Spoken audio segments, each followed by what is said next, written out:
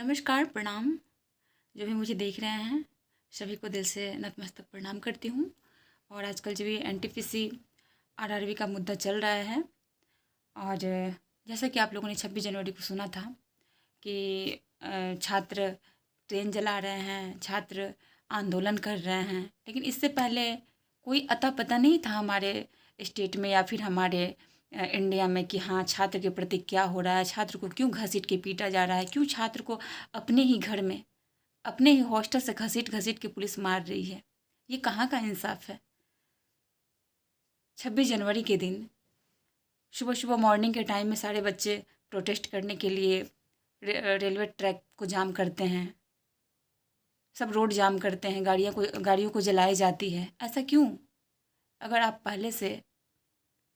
पहले से आप अलर्ट होते, उनके प्रॉब्लम को आप सॉल्व करते, तो ऐसा नौबत नहीं आता। क्योंकि खान सर ने जब सभी युवाओं के साथ बात की थी कि डिजिटल प्रोटेस्ट करने की, तो सभी ने इस मुद्दे को लेकर कि हमारे रिजल्ट में गड़बड़ी है, हम जो भी प्रॉब्लम है हमारा एग्ज़ाम के प्रति, तो उस मुद्दे को प्लीज़ सॉल्व किया जाए। तो उसमें 8 लाख मिलियन व्यूज़ गए थे, तो उसको डिलीट करवा दिया गया। आखिर क्यों? अगर आप डिजिटल प्रोटेस्ट को नहीं एक्सेप्ट किए, तभी तो स्टूडेंट को फिजिकल प्रोटेस्ट करना पड़ा। और स्टूडेंट फिजिकल प्रोटेस्ट तभी किए हैं जब उनको प्रयागराज में सबसे पहले घसीट के मारा गया है। यहाँ पटना नरेंद्र नगर टर्मिनल पे उनके साथ बर्बरता का बिहेव किया गया है। ऐसा क्यों? एक एजुकेशन सेक्टर के लोगों को इस तरह से घींच घींच के पीटा जा रहा है। ऐसा नहीं होना चाहिए हमारे समाज में। आज हम आज़ाद भारत में होके भी आज हम गुलाम बने हुए हैं, गुलाम की जंजीर में जकड़े हुए हैं। ये कहाँ का कानून है? ये कहाँ का इंसाफ है? युवा हमारे देश के भविष्य हैं। अगर वो अपने अपने अगर वो अपने हक की आवाज़ उठाते हैं, हक की डिमांड करते हैं, आपसे रिक्वेस्ट करते हैं, तो उन पे लाठियाँ बरसाई जाती है आपके प्रशासन के द्वारा। ऐसा क्यों? स्टूडेंट भी अब जाग चुके हैं और वो जानते हैं कि वो ये पुलिस वाले की गलती नहीं है। पुलिस तो एक सरकार की नौकर है, वो तो जैसा कहेगी वैसा पुलिस सुनेगी। तो उनको ये पता है कि पुलिस वाले की कोई गलती नहीं है। वो दबाव में, प्रेशर में जो भी लाठियाँ बरसाते हैं, आंसू गैस के गोले का इस्तेमाल करते हैं। और खान सर को कहा जाता है कि खान सर ने चढ़ा दिया, बढ़ा दिया। क्या बच्चे दूध पीने वाले बच्चे हैं क्या कि जिधर एक नेमचूस दे के उसे चढ़ा दीजिए, बढ़ा दीजिए तो वो बोलना शुरू कर देगा? आज के बच्चे एजुकेशन को अच्छी तरह से जानते हैं, अपने हक की डिमांड की बात अच्छे से करना जानते हैं। ऐसा नहीं है। ठीक है, आपने कहा कि खान सर ने स्टूडेंट को उग्र किया। क्यों उग्र किया? पहले जो भी पुलिस की बहाली होती थी तो सिर्फ फिजिकल देखा जाता था कि हाइट 6 फीट हो और गोला फेंकना आता हो और रनिंग करना आता हो। लेकिन अब तो आप एजुकेशन भी डाल दिए हैं। आप रिटर्न ले रहे हैं एक पुलिस के एग्ज़ाम में, तो रिटर्न लेंगे तो जब पुलिस में रिटर्न लेंगे तो वो एजुकेशन में जाएगा ही, वो अपने हक की बात करेगा ही। तो इसलिए पुलिस लोगों से भी हमारा अनुरोध है कि अगर आप पहले फिजिकल दे के आते थे, पहले नॉलेज का अभाव होता था आप में, अब आपको नॉलेज है, आप रिटर्न टेस्ट दे के रिटर्न निकाल के तब आप पुलिस में बहाल होते हैं। तो इसलिए छात्रों की भावनाओं से प्लीज़ आप लोग भी खिलवाड़ मत कीजिए। सरकार के कहने पर घींच घींच के पीटा मत कीजिए। समझिए कि इंसानियत क्या होती है, एक छात्र का दर्द क्या होता है। सभी पुलिस प्रशासन से मैं आग्रह करती हूँ कि घसीट घसीट के प्लीज़ सरकार के कहने पर मत पीटिए। और ठीक है, खान सर ने बच्चे को उग्र किया आंदोलन के लिए।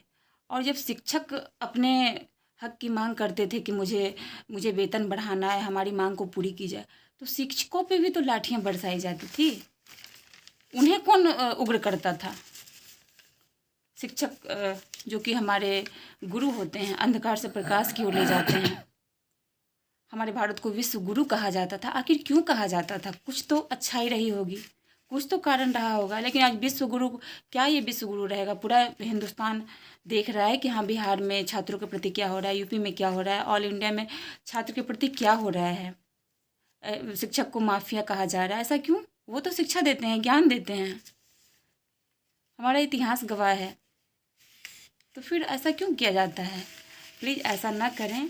और सभी जितने भी एसपी साहब, डीएम साहब, हमारे बिहार के जितने भी ऑफिसर्स हैं, सभी से मैं ये आग्रह विनती करती हूँ कि हमारी समस्याओं को सुना जाए। और एक छात्र की ही समस्या नहीं, छात्रों पे आप चाहें कि लाठियां बरसा के उनकी आवाज़ को दबा दें तो ये इम्पॉसिबल है, क्योंकि लाठी से आवाज़ रुकती नहीं है और ज़्यादा उग्र हो जाती है। इसलिए मैं सभी से रिक्वेस्ट करना चाहूँ कि आप लोग कम से कम जब नेता नेता आप चुन के जाते हैं युवाओं के द्वारा ही, तो कम से कम एक दिन भी 1 मंथ में एक दिन भी आप लोग जनता के लिए टाइम दीजिए और सभी अफसर्स देखिए कि हमारे क्षेत्र में क्या प्रॉब्लम है, समाज में क्या क्या मुद्दा है, क्या क्या हो रहा है। हमारे राज्य में, हमारे देश में, हमारे स्टेट में आज कोई सुरक्षित नहीं है।